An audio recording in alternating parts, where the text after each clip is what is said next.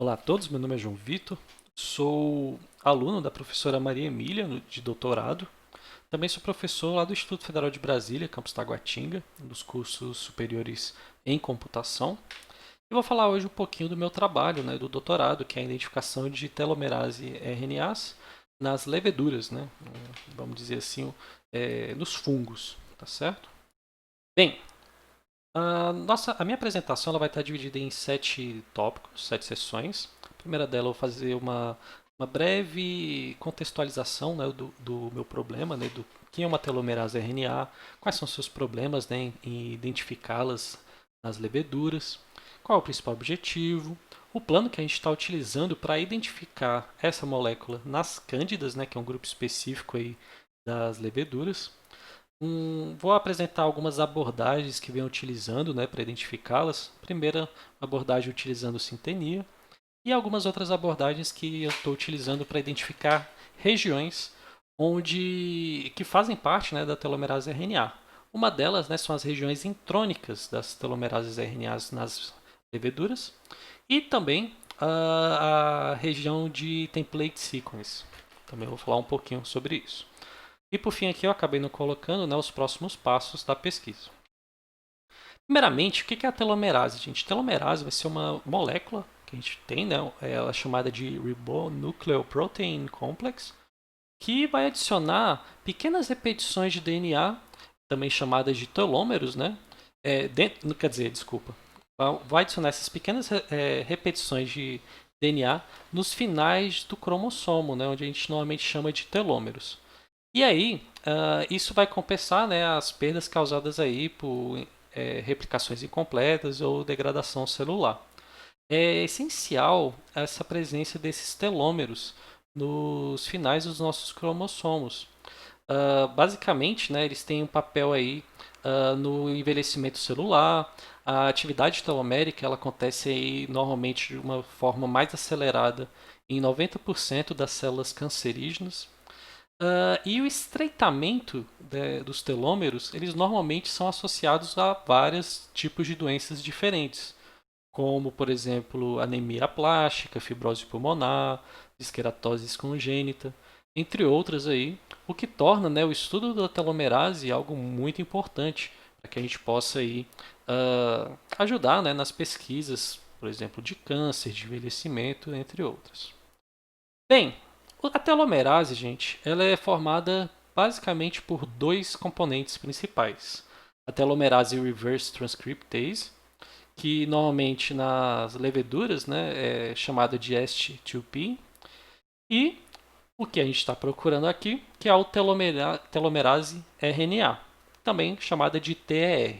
Normalmente eu vou usar o termo TER no texto, né, para falar sobre a componente de RNA da telomerase.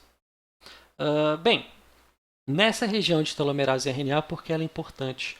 Porque é nela que você vai encontrar aquela região, uma região de template, né, que é utilizada aí para incluir aquelas cópias de aquelas regiões de cópias, né, no final do cromossomo, né, os telômeros, certo?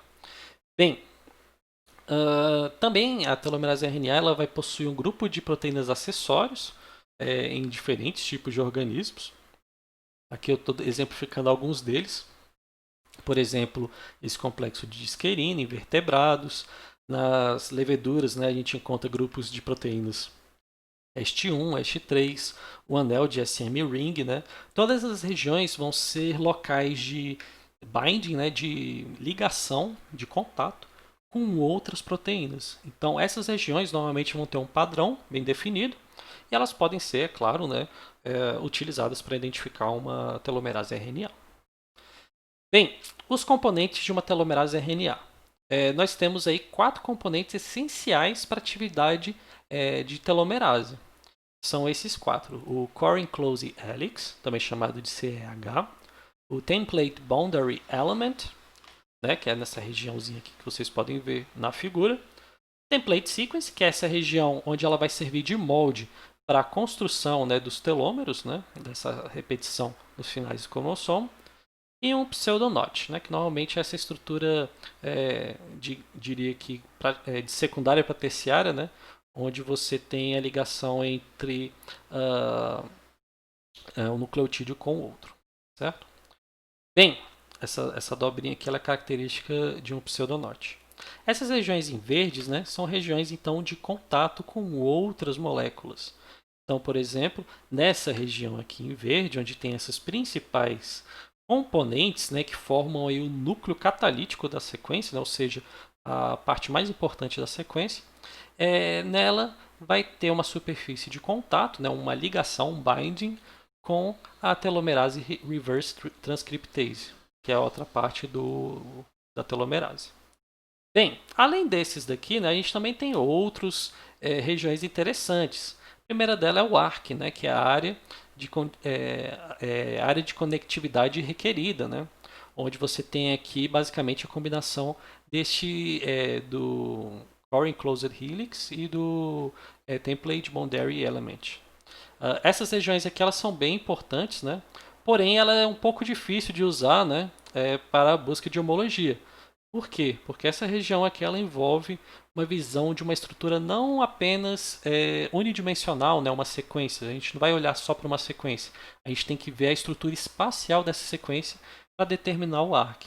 E isso torna difícil, né, a utilização de métodos de homologia, que são aqueles métodos que a gente vai comparar uma sequência com outra, por exemplo, um alinhamento de sequências. Bem, o Three-Way Junction também, né, ele vai ter essa estrutura secundária, né, então a gente vai ter uma estrutura bidimensional, onde a gente vai ter relações de forças entre diferentes nucleotídeos. E normalmente, né, a Three-Way Junction ela é interessante para o nosso caso, né, das leveduras, porque ela é extremamente conservada aí entre os animais e RNAs e TRs, né, de fungos. Entretanto, né, a gente tem algumas exceções. Uma delas, por exemplo, né, na Saccharomyces cerevisiae, que é uma das leveduras muito interessantes, ela não é, ela não é crítica para a função de TR. Então, por exemplo, em alguns experimentos, né, foi removida essa região aqui e mesmo assim a atividade catalítica aí da telomerase continuou. Então, nem sempre a three-way junction é conservada em todos os organismos. Normalmente mas a gente vai ver que essa molécula ela é complicada. Ela às vezes não segue um padrão bem fácil de se enxergar. Os TRs eles são altamente divergentes entre diferentes classes, né, de eucariotos. Então, o que acontece? Né? Dependendo do diferente tipo de organismo, vai ter uma mudança muito significativa. Primeiro, no ponto de vista de sequência de nucleotídeos. Então, métodos de homologia normalmente vão ter problemas identificá-los. A gente vai precisar visualizar isso numa estrutura espacial, por exemplo, uma estrutura secundária. O tamanho da sequência também varia bastante. Por exemplo, a gente pode variar de 150 nucleotídeos para mais de 2.000 pares de bases, né? Como é o caso de alguns telomerases RNAs encontradas aí nas leveduras, tá certo? Como nas cândidas. E isso torna muito complicado, porque basicamente se você faz um estudo, por exemplo, de telomerase RNA em humanos, esse estudo, por exemplo, essa técnica de encontrar TR provavelmente não vai funcionar tão bem em fungos, por exemplo. Né? Por quê? Porque essa variabilidade a nível de sequência, a nível de tamanho, a nível de caminhos, né, de biogênese, né, que normalmente ela utiliza, por exemplo, né, aqui como eu estou falando, maquinarias, né, de RNA polimerase, elas são diferentes, né, em diferentes espécies. E essa variabilidade, né, torna um problema muito interessante, principalmente, por exemplo, no reconhecimento de padrões, no uso de técnicas de machine learning. Então, por exemplo, né, nas leveduras, os telômeros RNA são grandes, né, normalmente tem mais aí de 1.000 nucleotídeos. Por ter muitos nucleotídeos, métodos de predição de estrutura secundária, por exemplo, não vão funcionar muito bem, porque à medida que você vai crescendo a quantidade de nucleotídeos, a complexidade de você estabelecer diferentes níveis de força intermolecular entre diferentes nucleotídeos cresce, né, tornando métodos de predição de estrutura secundária muito complexos e tendendo a erros, né, cada vez mais. Além disso, né, nas vespas, a gente tem elementos aí que foram extensivamente estudados entre várias espécies diferentes, certo? Contudo, né, mesmo a gente estudando, né, várias espécies diferentes, contendo vários elementos diferentes, é muito difícil detectar isso usando métodos de homologia. Por mais que eu tenha alguns exemplares conhecidos, os métodos tendem a não funcionar, dada essa grande variabilidade entre uma telomerase RNA de um organismo com o outro. Até mesmo a nível de leveduras, né, você tem muitas diferenças. Por exemplo, o three-way junction, né, que eu tinha falado aqui agora há pouco, ele não é visto, por exemplo, nas Saccharomyces. Porém, por exemplo, na Cândida, ele vai ser visto, certo? Então, essa variabilidade acontece primeiro pela grande capacidade de evolução a nível de nucleotídeos. Eles são sujeitos aí a uma grande variação do tamanho e tem aí uma grande plasticidade, né, a capacidade de se modificar a nível espacial, né, de acordo com as estruturas secundárias. Então, por mais que você crie estratégias para identificar uma determinada porção da estrutura secundária, nem sempre aquele formato da estrutura secundária vai ser respeitado entre diferentes leveduras. Isso torna esse problema muito atrativo, então, para técnicas, por exemplo, de machine learning. E a ideia deste trabalho, então, é a gente verificar se a gente consegue, né, identificar e melhor entender as telomerases RNAs nas leveduras usando aí métodos de machine learning bioinformática. Uh, Como a gente. Aí tem os problemas, né? Como a gente não tem muitas sequências disponíveis, vou dar um exemplo, né? A gente deve ter aí em fungos umas 46 sequências. Então isso torna muito complicado o uso de técnicas de machine learning, porque a gente não tem volume, né? Então, a primeira parte, né, desse projeto, um dos nossos objetivos aí, vamos dizer assim, específicos, é encontrar, né, é criar um conhecimento, né, criar um conjunto de conhecimento dos telomerases RNAs que a gente já tem, encontrar até mais candidatos através de algumas comparações, através de alguns métodos que eu vou falar mais para frente, né, e expandir esse conhecimento em diferentes grupos de leveduras, tá certo? Basicamente essa é a ideia. A gente vai pegar um pequeno grupo de leveduras, vai identificar as telomerases RNAs neles, vamos identificar mais outros subgrupos, né? E aí a gente vai unir esses grupos, agregando conhecimento, né? Criando então um conhecimento geral, né? O que define de fato as telomerases RNAs em diferentes tipos de leveduras. Tendo mais conhecimento dessas telomerases RNAs em cândidas, né? A gente vai começar com a cândida. Nós podemos então expandir as nossas buscas, né, em subgrupos próximos, né, à cândida, expandindo então o conhecimento sobre os TRs e em outras espécies aí de leveduras. Atualmente a gente já tem um artigo publicado sobre isso. Foi basicamente na época que eu entrei no doutorado. Foi uma força-tarefa aí, né, onde envolveu um grupo de Viena, né, da Universidade de Viena e da Universidade de Leipzig. E aí eu fiz parte, né, desse grupo, né, não como principal autor, mas dando algumas contribuições aí, principalmente na parte de machine learning. E aí a gente conseguiu publicar isso na Genes. E nesse artigo, por exemplo, a gente encontrou aí mais ou menos 27 novos telomerases RNAs em diferentes organismos, né, Saccharomycetes, né, que são normalmente Cloveromyces e Saccharomyces. São leveduras aí bastante interessantes. Aqui é um gráficozinho que tinha sido feito na época, onde a gente consegue identificar aqueles principais componentes da telomerase RNA de acordo com a sua posição. Isso é muito interessante porque, por mais que sejam difíceis, né, você predizer um determinado telomerase RNA, você pode, né, partir para uma estratégia de dividir para conquistar. Então, você vai dividir o telomerase RNA em diferentes componentes e vai tentando identificar eles separadamente.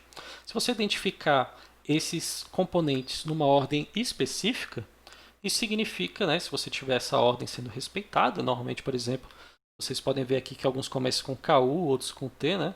Mas a ordem se permanece, né? O padrão entre todos esses aqui permanece o mesmo.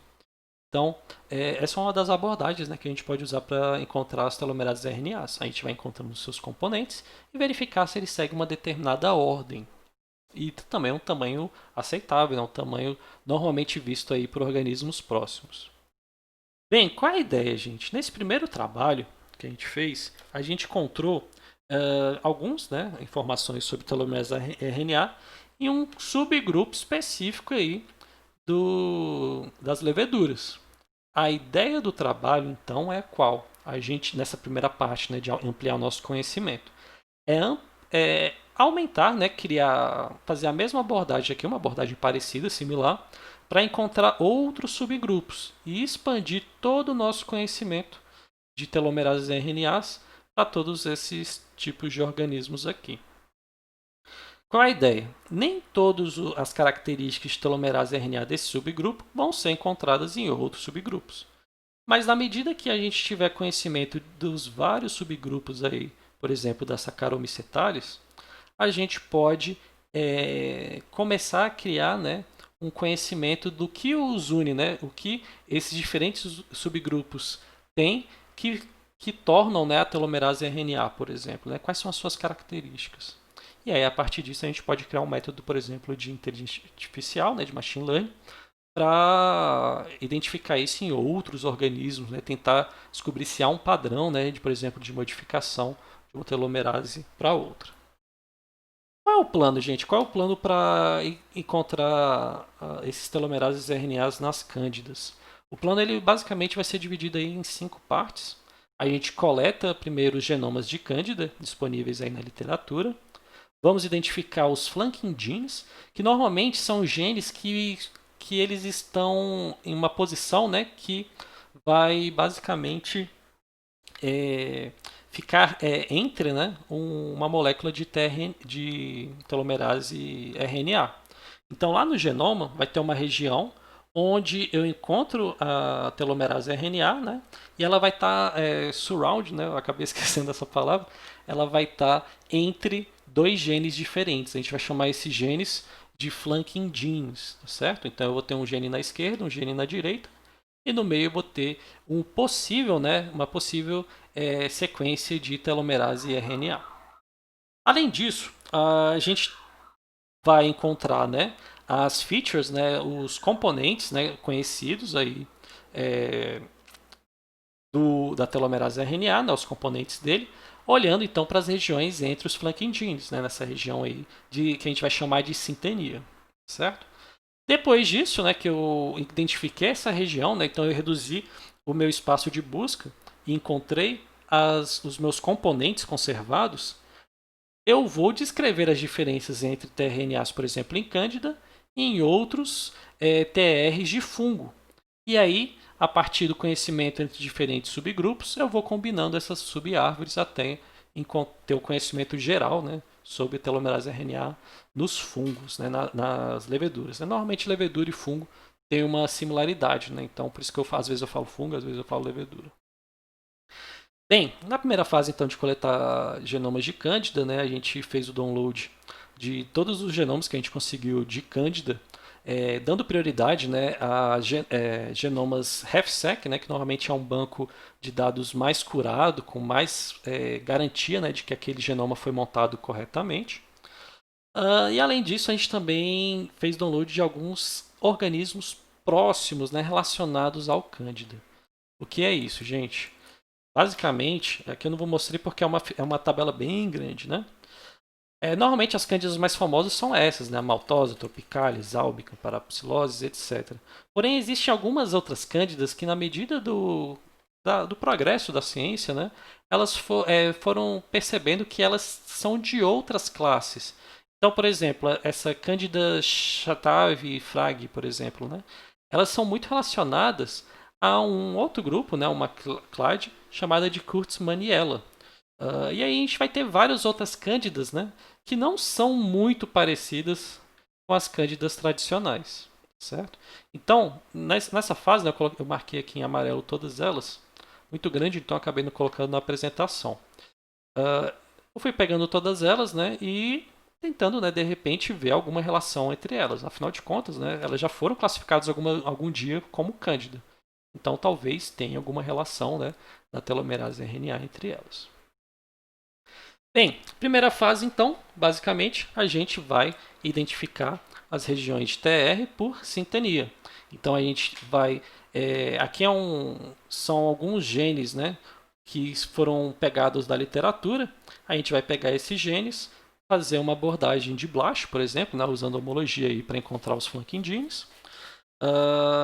E aí a ideia é o seguinte: vou tentando achar, né, no meu genoma as regiões onde eu encontro esses flanking genes. Se eu encontrar um flanking genes que está distante a, por exemplo, 2.000 nucleotídeos de outro, provavelmente essa região que está circundada com esses 2 nucleotídeos pode ser que seja uma região de telomerase, né, onde você tem uma telomerase RNA. Fazendo essa abordagem, né, de homologia e separando essas regiões, eu encontrei aí em 9 organismos, né, regiões onde tem um potencial de ter uma região de telomerase RNA. Então ela tem uma distância normalmente encontrada nas telomerases RNAs, né? Então essas regiões que a gente separou, ela tem um potencial muito grande de ser, de fato, uma região de telomerase RNA. Bem, encontrados essas regiões, o que a gente pode fazer? A gente pode agora olhar para features, né? Olhar para componentes da minha telomerase RNA e encontrá-las dentro dessa região menor. Uma dessas regiões que não foi muito explorada no artigo que eu tinha falado anteriormente foi o splice site, né? Downstream of the SM binding site, né? Uma regiãozinha que normalmente, né, ela vai ser próxima ao final ela vai ser no final da sequência, né, de TR, e normalmente ela tá em conexão, né, com o intron de TR, tá certo? Bem, para encontrar então essa região, né? Essa região, ela, em 2 artigos, elas são citadas com diferentes nomes. Por exemplo, no Gunisova, ela fala que a gente tem esse CS8 e CS9. E já no TI, né, nesse artigo aqui, normalmente ela está relacionada então com essa região intrônica, né, onde na fase de transcrição da telomerase RNA é removida essa região. Então, a gente primeiro partiu para uma abordagem um pouquinho mais ingênua, né? Eu até chamei de naive approach, onde a gente vai usar simplesmente o conhecimento que a gente já tem, qual é o padrão, né? Qual é o motivo, né? Os motivos são regiões conservadas, né, na sequência, pequenininhas. Então a gente vai encontrar todos os motivos que fazem parte dessa região. Nesse caso, né, a gente tem algumas regiões, como o SM, né, onde eu vou ter uma ligação com proteína, 5 linha SS, BPS, 3 linha SS. Essas regiões, de acordo com esses artigos, né, do conhecimento da literatura, eles têm uma distância mais ou menos específica, né, varia de 0 a 100 nucleotídeos entre o SM e o 5' SS, 7 a 70 do 5' SS para o BPS, entre outros. E elas possuem alguns padrões bem definidos. Por exemplo, no SM, normalmente a gente tem uma expressão regular de um A seguido de 3 a 6 U's, seguido de um G. Já no 5' SS a gente não tem bem um padrão definido. Porém, em diferentes organismos a gente percebe, né, a ocorrência de uma dessas possibilidades aqui. E além disso, no BPS, né, a gente vai ter um padrão R-Curray, né, onde esses nucleotídeos, vamos dizer, esse R e esse Y, né, na verdade eles podem ser, por exemplo, o R A ou G, o R, por exemplo, né, A ou G também, e o Y C ou T. E por fim, o 3'SS, esse é o mais complicadinho, né, para a gente encontrar, porque a gente vai encontrar muito, porque só são 3 nucleotídeos, né, C ou T, seguido de A e G. Então a ideia é basicamente encontrar naquela região possíveis combinações, né, que vão respeitar essa ordem de ocorrimento e essas distâncias. Uma outra abordagem, né, que não deu muito certo, já vou falando, é usando o modelo de Markov oculto, né, que é uma técnica muito interessante para encontrar padrões moleculares em genomas, tá certo? Então ele vai usar um método, né, que ele vai ver aí a probabilidade da ocorrência, por exemplo, de vários nucleotídeos seguidos, né? Isso é muito útil para encontrar, por exemplo, padrões conservados, como é o caso do naive.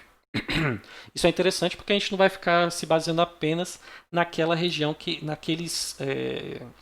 naqueles componentes, né, que a gente já conhece, usando o modelo de Markov oculto, a gente pode expandir, né? A gente vai aumentar a capacidade de generalização do nosso método, encontrando de repente regiões, por exemplo, de 5' SS, BPS, 3SS e SM, que são diferentes, né, dos canônicos, né, dos mais estudados. O problema, gente, é que normalmente métodos como esse, né, de estatísticos aí, que criam modelos de predição, eles precisam de uma quantidade de treinamento muito grande. O problema é que a gente não tem isso. E nas cândidas, né, a ideia inicial foi usar, né, as sequências encontradas desse splicing site, né, dessa região intrônica, que a gente encontrou no Naive Method, no HMM Approach. E aí a ideia era ver se a gente conseguia criar um modelo ruinzinho, mas que pelo menos encontrasse algumas, né? E aí a gente poderia, na medida que encontrasse mais regiões de splice site, a gente ampliasse, né, o nosso alinhamento, criando então assim um banco, um, um dataset, né, de treinamento com tamanho razoável. Então, como o nosso alinhamento, né, ele pega um alinhamento múltiplo para treinar, como ele era pequenininho, a gente pode a chance de encontrar um falso positivo é muito grande, né, e de não ter uma performance. Usando essa abordagem, no entanto, a gente chegou a encontrar até regiões de splice junction bem interessantes, que basicamente bateram, né, a gente fez uma análise aí de estrutura secundária, de alinhamento múltiplo, e a gente viu que o Candida Vishwanath e o Candida Coridali, né, a gente conseguiu encontrar usando esse método. Porém, a gente não tem certeza, né? Talvez eles possam ser falsos positivos. Eles seguem um padrão bem definido da região de splice site. O problema é que a gente não tem como saber se isso é um artefato computacional ou condiz com a realidade. Para a gente saber isso, a gente vai precisar identificar os outros componentes da telomerase RNA, e aí a gente pode, por exemplo, ver, né, se eles estão ocorrendo naquela ordem que a gente já esperava. Tá certo? Então, o que a gente faz quando a gente encontra um dado não muito confiável? A gente vai guardar ele para a gente poder, por exemplo, criar um método aí, como se fosse um assemble, né? Vai juntando várias informaçõezinhas para criar um veredito. Fazendo essa abordagem, né, de busca de intro com naive e HMM, então a gente encontrou aí mais ou menos uns 16, umas 16 regiões aí de splicing site, tá certo? E aí, com isso, né, a gente guarda esses resultados e vai procurando as outras regiões, tá bom? Aqui é só um elemento múltiplo mostrando, né, que faz sentido, que a gente realmente, de fato, né, tem uma ideia boa, né? A gente nunca pode ter certeza, mas a princípio parece que a gente encontrou a região que estava procurando.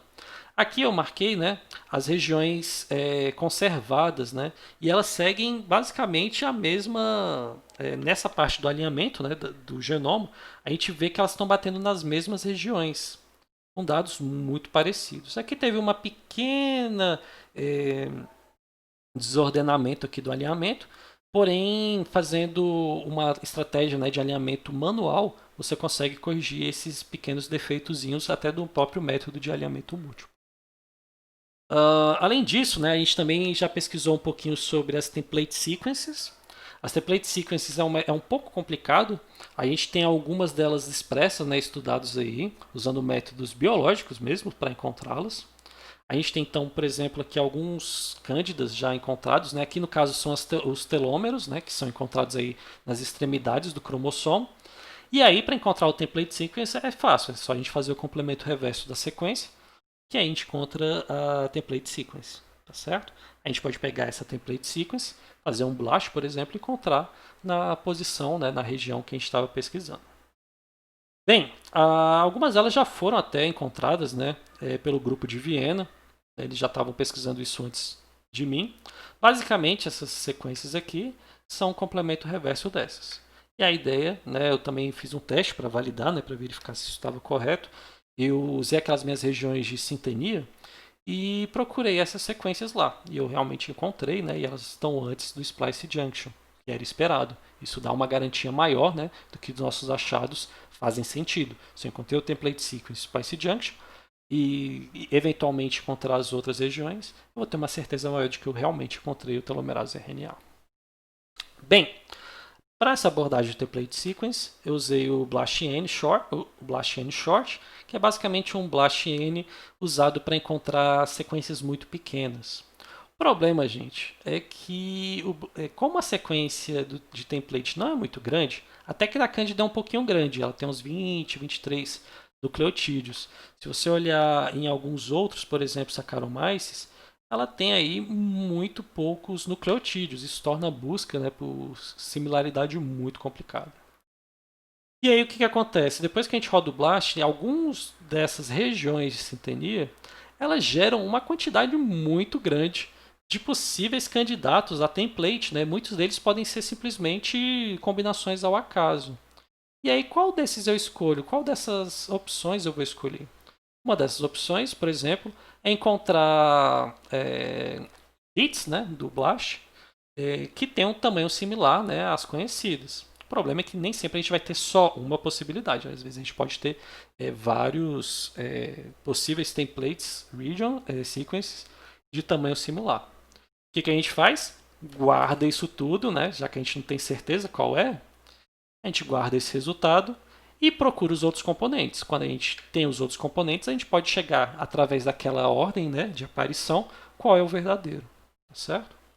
Usando essa abordagem, né, a gente encontrou basicamente, né, tirando esses, né, esses aqui nós encontramos todos, basicamente, né, todos esses já previstos a gente encontrou. E em outros organismos, né, a gente encontrou um bom hit no Debaromyces hansenii e na Clavíspora lusitani, né, que são organismos muito parecidos com a Cândida. A gente precisa investigar melhor, né, esses resultados em outros subgrupos de Cândida, né, para de forma a gente ampliar nosso conhecimento.